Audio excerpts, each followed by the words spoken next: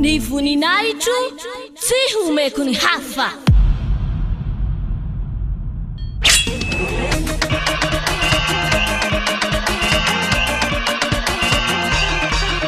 Quatre mars, fête bien YAHOSHUAH.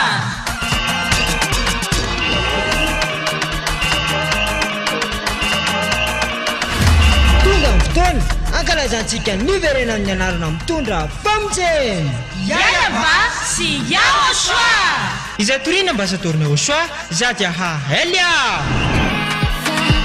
YAHOSHUAH no derana tsalova mamiara ny tsinjaka kaza miafafaro famidera ny YAHOSHUAH dia tena fifaliana be. Ny tena goavambe no sady tena mahafaly dia ho avy eo mihitsy YAHOSHUAH ilay niteny taminao hoe aza manota intsony, aza manota intsony. Izay no afantaranao any YAHOSHUAH ilay tena maro. Ka tsisy nilaza izany afa-tsy YAHOSHUAH izay nitoriana ambasadorina YAHOSHUAH zady Elia ireriany.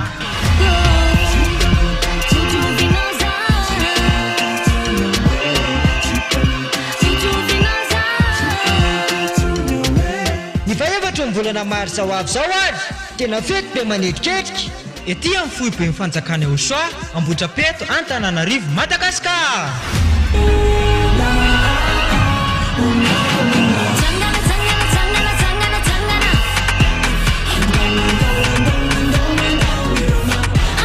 Ka ianao olombelona io Tongava mankalaza sy manome voninahitra an'ilay nahary anao. YAHVAH sy YAHOSHUAH.